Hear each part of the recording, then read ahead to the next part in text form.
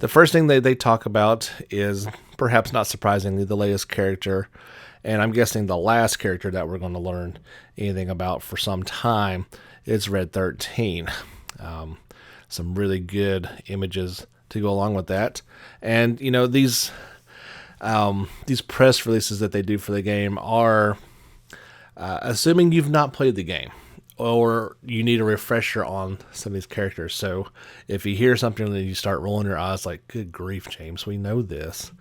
I'm just reading the release, and it's for the benefit of all.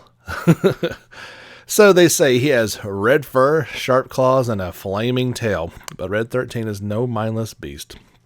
In fact, he's as intelligent and well-spoken as any human, and in particular, he's much more well-spoken than pretty much everybody in your party. In FF7 Remake, he's in, well, let's just call it a tough spot. He has been captured and has been used as a test subject by Shinra scientist Hojo. And then they go on to describe Hojo.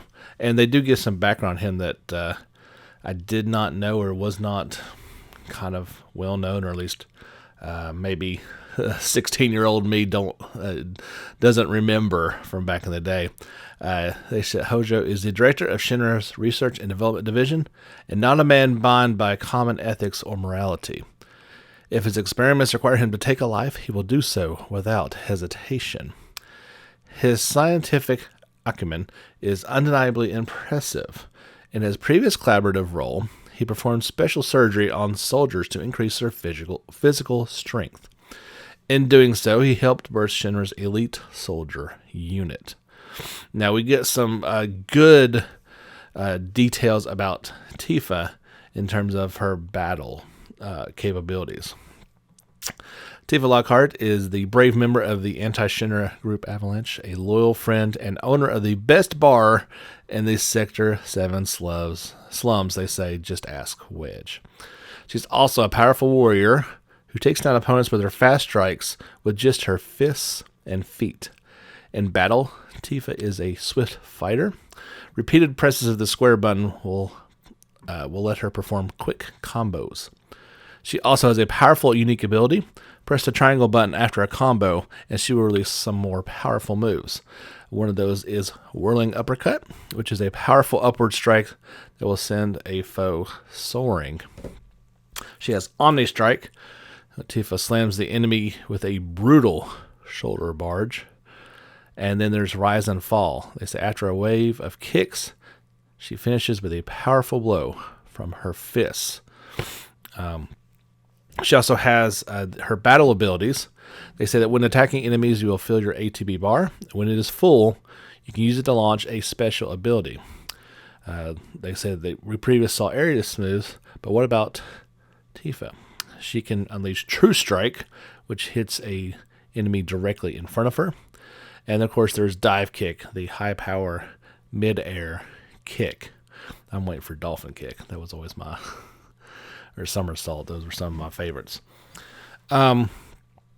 In the no duh section of it, they highlight some materia and weapons. They say healing materia. It lets you use healing spells like Cure and Cura. In the shot above, which you would need to see the image, Aerith is using Regan. I'm not sure exactly how you say it. I've always said Regan. A spell that gradually heals a target for a set amount of time. And then they talk about Deadly Dodge Materia, which lets you turn any attack after evading into a powerful melee strike. They show the picture showing Cloud use it, although any character can equip it as well. And then they highlight, this is my favorite part of this article. They talk about the nail bat. And they say one of the most fondly remembered weapons from the original game is reimagined in glorious style. As the screenshot shows, and Cloud is just completed a swing on some poor sap. When you equip a new weapon, your character's appearance will change in and out of battle. So that's awesome. I'm guessing that means he's not going to have the bat on his back when you're not attacking. That will be good. So this is all brand new, guys. This is where you want to pay special attention.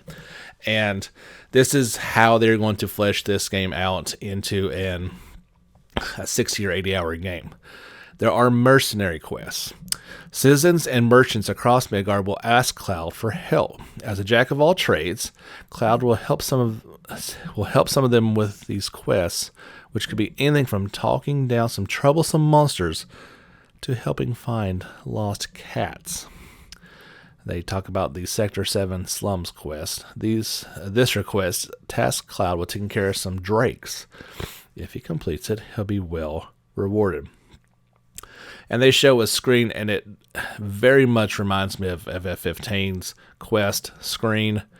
It's got 6 thumbnails on it with pictures. Let's see if I can get a little bit closer on this. Chanley's report, a rat problem, nuisance in the factory, and lost friends are the 4 that have that you can see what they are, and then there's 2 with just question marks that they have yet to find. So again, this is how they're going to have little side quests, going to be completely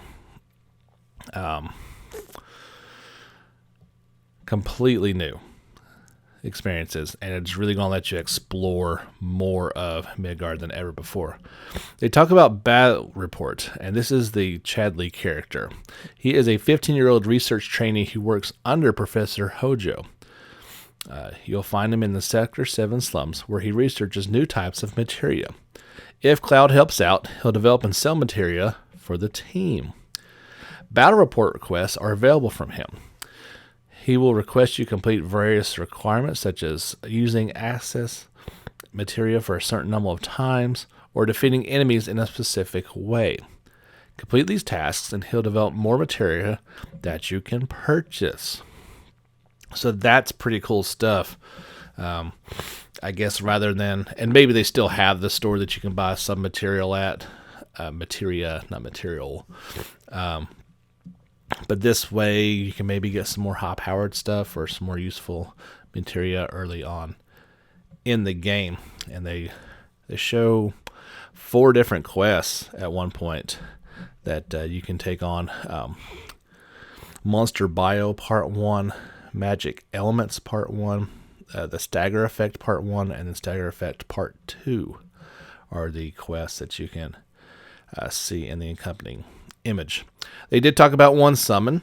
Summons are powerful types of materia. Equipped 1 to a character, and they'll be able to bring a powerful ally into battle. And this one talks about, they talked about more than one, but this is Chocobo Chick. And they say, we know what you're thinking. Adorable, right? How could something so cute and fluffy be dangerous? And that is certainly the first impression.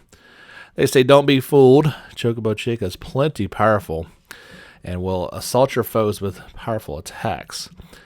He is included when you pre-order any edition of FF7 Remake.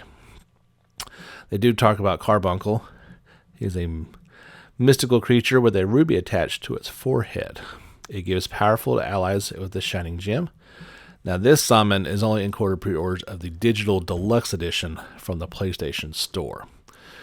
Finally, you have Cactar, the true icon of the Final Fantasy series, or a true icon.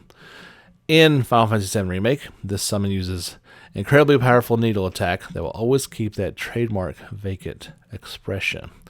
Cactar is available when you pre-order the Deluxe Edition, Digital Deluxe Edition, or the First Class Edition of the game, which I don't believe they have any of those left last time I saw. They talk about 2 environments. They say FF7 Remake reimagines iconic Midgard locations, but also expands them to feature brand new areas that weren't in the original game. They do show the Mako reactor. This Mako reactor sucks out Mako from the core of the planet. The Shinra Electric Company turns it into electricity or liquid gas for cities, to produce materia, or for other scientific research. Shinra has a total monopoly on the resource and has built several reactors around the world. That said, The safety of these structures has been questioned, as there has been confirmed accidents in remote locations. More on that in part 2 of the game.